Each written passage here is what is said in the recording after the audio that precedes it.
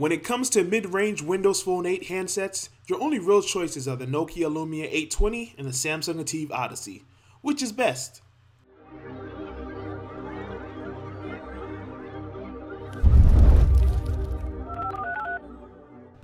The ATIV Odyssey for Verizon and the Lumia 820 for AT&T are both mid-range devices, so they're not going to quite blow you away like some of the higher-end stuff out there, but they're both going to get the job done.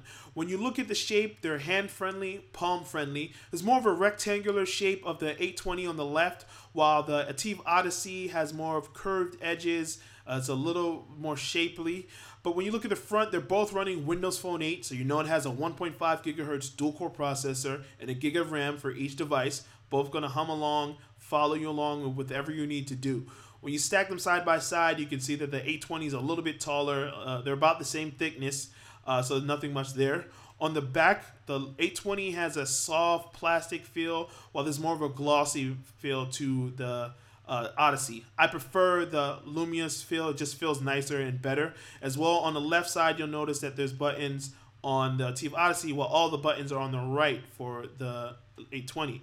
They both have back, start, and search buttons, as well as a micro USB charging port, which is standard for Windows Phone 8. But on the Odyssey, the back speaker is a lot louder than you get with the Lumia 820. Not much difference in quality, but in volume. There's a difference in camera though, because the Odyssey only has a 5 megapixel camera with LED. By comparison, when you look at the Lumia, they've got a 8 megapixel camera. On the left, you can see that the Odyssey had a micro USB port exposed, so it's easier to get to. But on the Lumia, like I mentioned, it has the 8 megapixel camera as well as the LED flash. It's got Carl Zeiss optics, and it's pretty good. What's not so good is the ATIV Odyssey screen. When you see them side by side, you can see that they're both set to low brightness, but the reds, the cyans, and the purples look much better on the Lumia 820 on the right. And the 820 is actually not that great of a screen. It's fairly average actually, but by comparison, it just looks much better. You'll see that it's a little wavy on the left-hand side of the screen. The pen tile display of the Odyssey is just bad. It's a 4-inch screen, but it's very pixelated. It's not very good. On the other hand, the 4.3-inch screen on the Lumia 820 actually looks kind of decent. WVGA resolution, the text is going to display clearly and fine. Right now, you're seeing a comparison of how they display black colors. Colors are going to be a little bit darker on the Lumia 820, brighter on the Odyssey. So in terms of overall quality of the screen, the Lumia 820 is the clear winner here. Because Microsoft has done a good job of standardizing Windows Phone 8 and is making it consistent, you kind of know what to expect when it comes to these two devices. They're running the same processor, the same RAM, the same software, but you will notice very small, little differences in performance when you run benchmark tests on each. And remember, these are just benchmarks. They're just showing you that the ATIV Odyssey is going to come out on top pretty much every time you run it. So that split second faster you're going to get with the ATIV Odyssey. The same kind of true for speed test. It'll vary depending on where you are, AT&T versus Verizon, but I put them both on Wi-Fi for just to see how they perform on Wi-Fi, and the Odyssey came out on top there as well. So when you run a test, pretty much all the time you're going to see the Odyssey is slightly better in performance, but the difference between the two is very small. So really what it comes down to, aside from performance, which is going to be the same, is how are the apps. Pretty much Nokia Lumia 820 is going to be the best choice when it comes to apps because you're going to get more, just flat out. Nokia's made deals with companies to bring their apps to the store. So in terms of third party, you're going to get a lot more options and you're going to get them first on Nokia.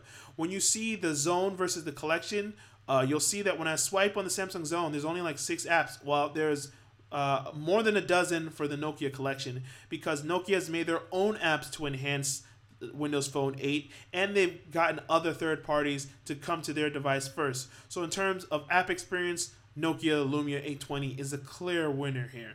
And that theme kind of plays out when you go to other sides of the phone. For instance, Maps is powered by Nokia Maps, obviously. But the Nokia Maps on the Lumia 820 is a little bit better than the standard version that you get with Windows Phone 8.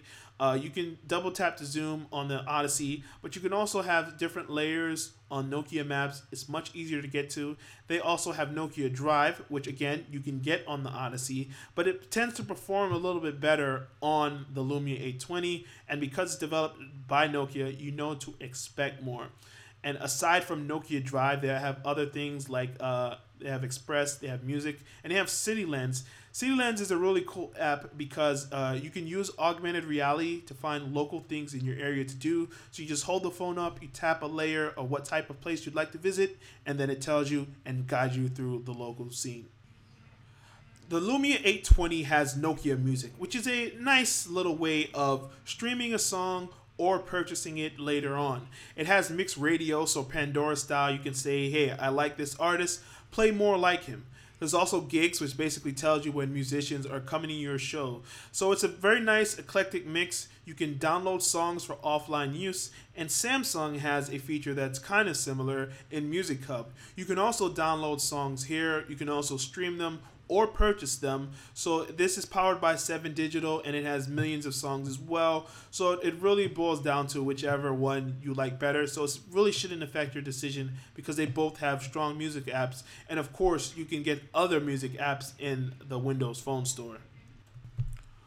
One feature on the ATIV Odyssey that I really like is the live wallpaper. Basically, what this does is shows a different image most of the times that you open your lock screen.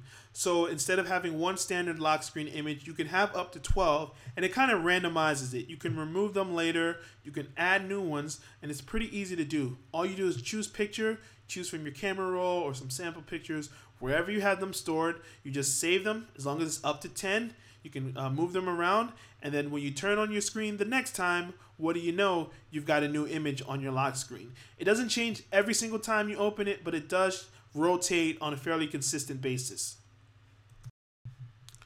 The Lumia 820 has a better camera than the ATIV Odyssey, and is not the reason that you think. It's not about 8 megapixels being bigger than 5 megapixels. What it boils down to is the camera quality of the Lumia 820 is passable and usable, not great, while the ATIV Odyssey is pretty bad. It tends to be noisy and dark and just pretty much out of focus most of the time. And another problem with that is the actual camera button is kind of flimsy. So when you push down on it, you're pushing down on the entire phone, and with the bad sensor as it is, you can't afford that tap coming. Always tap on screen and take a picture with that.